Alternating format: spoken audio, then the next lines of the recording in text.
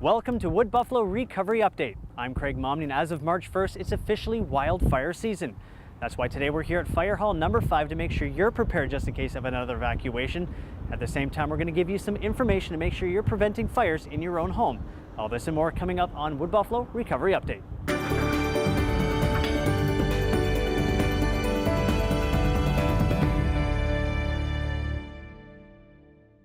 Welcome back to Recovery Update. My guest now is Jillian Beaumont, Public Education Officer with Regional Emergency Services. Tell us a little bit about your position before we get into any questioning there, Jillian. Basically, I go around the community educating everybody about fire prevention, whether it's children, adults, home fire prevention, wildfire prevention, anything to do with keeping people safe in our community. What's the first thing somebody should do in terms of fire prevention? If I were to go home right now, what should I be doing in my condo right now? The most important thing when you go home is to make sure you have a working smoke alarm. They're the first defense against a deadly fire. It's going to wake you up if there was a fire in your home. A lot of people don't know the smell of the smoke isn't actually going to wake you up. So you need to make sure you're going home, testing your smoke alarms at least once a month, making sure that the batteries are always being changed. We recommend at least once a year swapping them out regardless of whether it's beeping or not.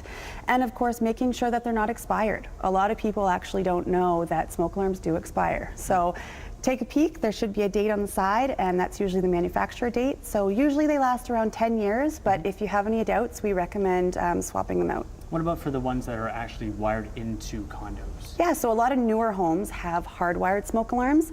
They're great because what they do is they talk to each other. So if you have one in the basement, one upstairs, regardless of where the fire is, they're both going to go off and let you know that there's a fire in the home.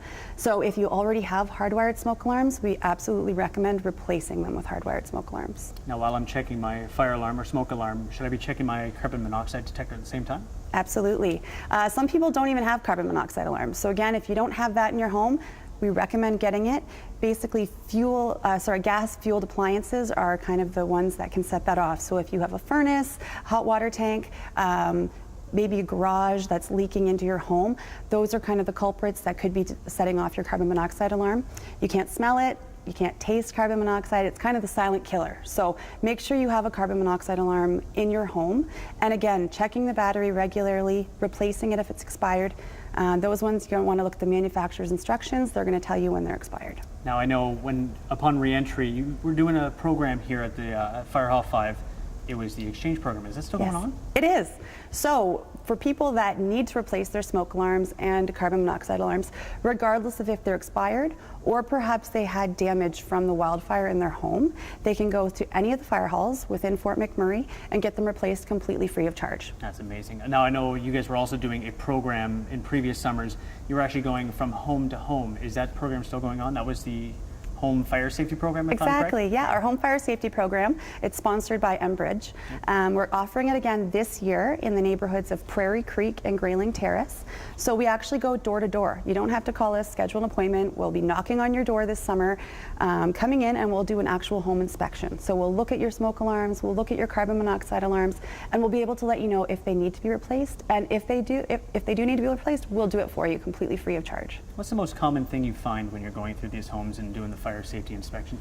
A lot of people don't have the smoke alarms placed in the proper location, or they're in a location where they're continually going off, maybe because of your toaster or because of your shower. So often we just recommend moving them. You don't have to take them down because then you're not having the protection that you need in your house. So always ensure that they're still up on the ceiling and just maybe moving them a foot or two down the hallway a little bit so that the shower is not setting it off. Steam from a shower can set off a smoke alarm? Yes. I had no idea. Now, I know my oven, it sets off my smoke alarm all the time. I'm pulling out those French fries, and as soon as I gotta grab a towel and start waving that in front. So exactly, it's a pain, but I guess it's just placement. Placement, and a lot of the newer smoke alarms actually have a nuisance button. So rather than doing the towel or taking it down and taking out the battery and not having the protection that you need, you can actually just hit the nuisance button and it'll shut it off temporarily until there is possibly a fire in your home. I'm gonna have to get a nuisance button fire alarm. There you go. Get a new smoke alarm. Stop by the fire hall. Absolutely. Now, lastly, it's getting nice outside. Summer, people are going to be outside more. They're going to want to barbecue or have a fire pit. What are some safety precautions they should take when operating a barbecue or a fire pit in the backyard? Absolutely. So a lot of people don't know that if you live within Fort McMurray, within the urban service area, you actually require a backyard fire pit permit. They're really easy to get. You just have to go onto our website, download the application, and submit it to our branch. It's only $35, and as long as you live at your home in your address, you have the permit the rest of the time you're there. So it's really easy. All we're going to do is come and inspect it, make sure that it's not too close to your fence, your deck, maybe your neighbor's property line, that it's allowing you enough room to operate it in a safe way. We'll come out, issue the permit, and then you can enjoy it all summer long as there's no bans. That's amazing. Now lastly, I guess it's not really a question for you, but we're going to find out about another precautionary tool you can have in your homes. Sprinklers are also being recommended to have in your home. We'll talk more about that a little bit later on. You're watching Recovery Update right here on Shaw TV.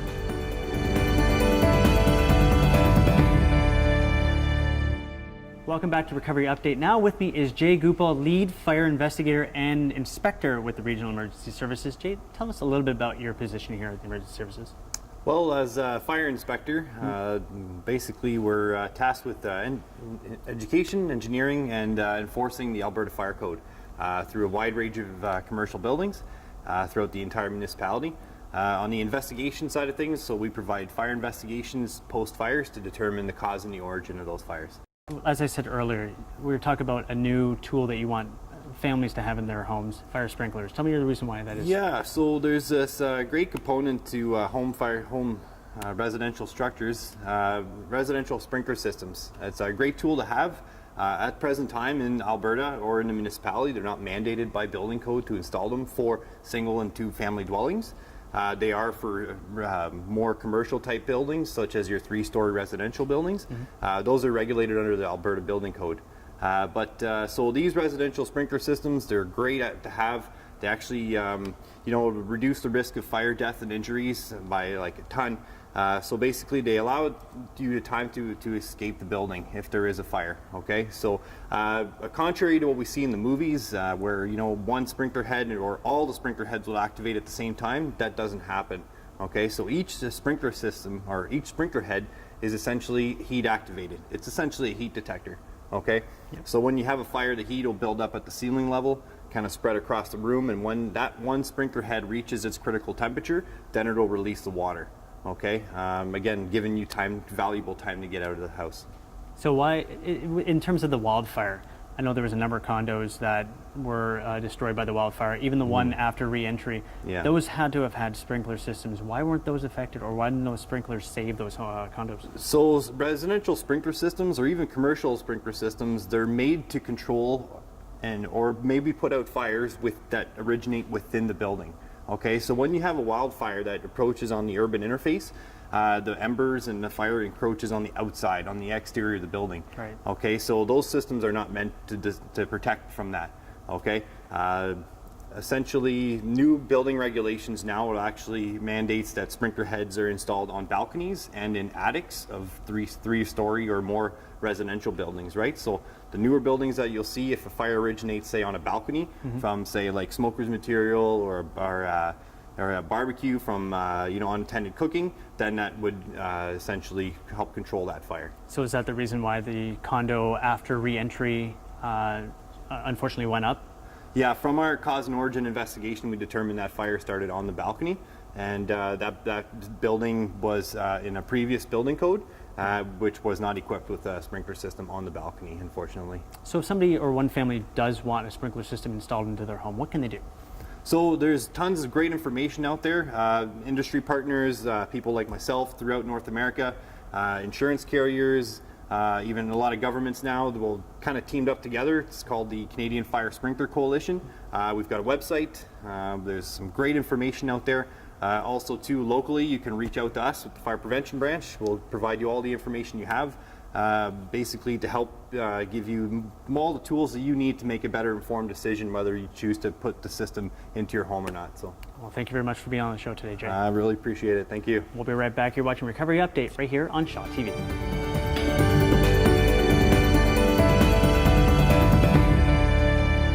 Welcome welcome back to Recovery Update. With me now is Robin Hybert, Training and Exercises Coordinator with the Regional Emergency Services. How are you, Robin? I'm great. How are you? I'm doing very well, thank you. Tell me a little bit about your role here. Sure. So I'm the Training and Exercises Coordinator, and I have a few responsibilities in my portfolio. So one is overseeing the training for people that might have to come and work out of the Regional Emergency Operations Center, or REOC, during large emergencies or disasters. I also oversee the training for the emergency social services team members. Those are the people that operate reception centers when large numbers of people have been evacuated. Another part of my portfolio is public education on emergency preparedness. You talk about public education. That obviously has to do with helping people or get prepared for an evacuation. Yeah. Last year, I guess a lot of people weren't prepared. Some may have been. I know my family wasn't. I evacuated with the clothes on my back. Right. My fiance the same. My daughter was lucky. She actually had her backpack from school, so she had the extra clothes. Were you prepared? I had my kit in my vehicle, so it was kind of crazy the first few days, obviously, so I didn't have access to do much of it. I was kind of running on adrenaline there for a little bit, as it was, the other people working out of the REOC. But yeah, I had everything, and the one thing that I know would have been in the back of my mind if I didn't have was my pictures from when I grew up. So I had that in my vehicle, so I was good. I knew that no matter what happened or where I was, I could just jump in my car, go, and I had the basic supplies and then the sentimental items that I would have kind of had worried about if I didn't have that. So yeah. Now, I know there was a lot of funny items that I guess we joked about after the evacuation that people grabbed in a hurry. Yep. There was snow pants, Kraft cheese slices, samurai sword, Right. a Kiss sign guitar, Yeah. all random items that you probably shouldn't grab during an evacuation. Yeah. But what are some steps that you could take into preparing for an evacuation? Sure. So in general, there's 3 steps to being prepared for emergencies. So the first is to know the risks in the region that you live in. The second is to make a plan. So an emergency plan, items to consider in there is everyone in your house should be familiar with ways to get out of your house. So every room, ideally 2 ways to get out if there's an emergency that happens. Safe meeting places, one inside your neighborhood and one kind of further out in your community if your whole neighborhood gets evacuated. Knowing how to reach each other if you're not all together when the emergency happens. Writing down important phone numbers. A lot of people rely on their smartphones nowadays and they don't have their important phone numbers written down or memorized anymore. So you need to have that written down just in case if your smartphone dies or you lose it in the hecticness of everything that's happening. What are you going to do, right? You need to have those numbers.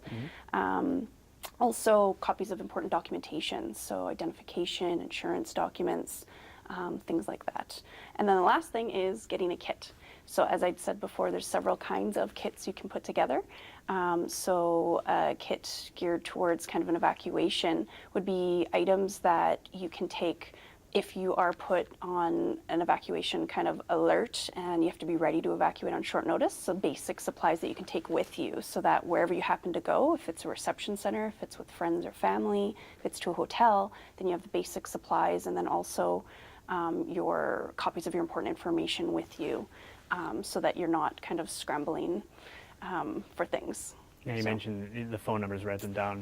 I don't Yep. even think I know my own phone. Right, Thanks to a smartphone now. Yeah. But back to the kits. What are some essentials that I should be putting in a kit? Sure.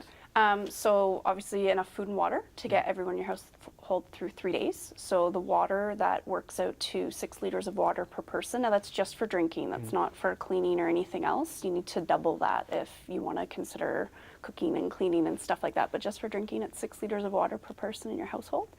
So enough non-perishable food to get everyone through 3 days, and that's going to vary depending on how many people you have.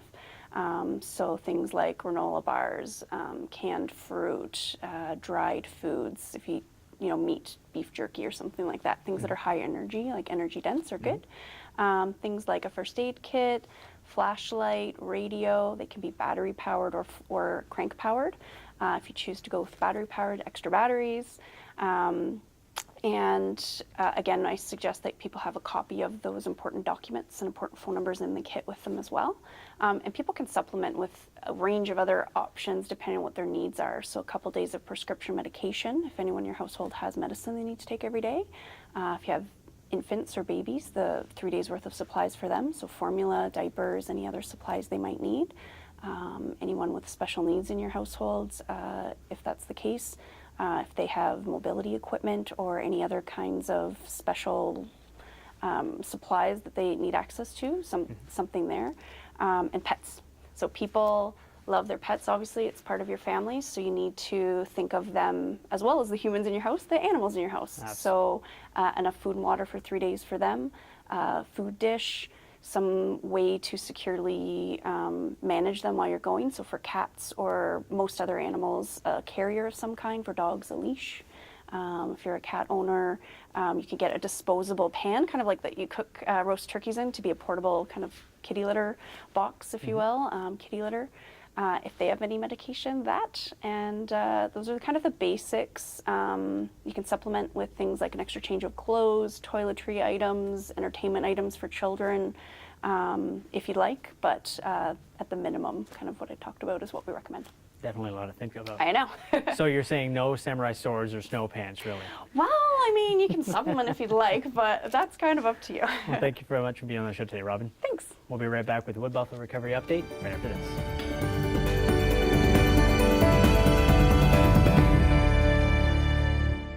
Unfortunately, that's all the time we have for this episode of Recovery Update. For more information on everything we touched upon, from evacuation preparedness, fire prevention, and the sprinkler systems, you can follow the links located at the bottom of your screen.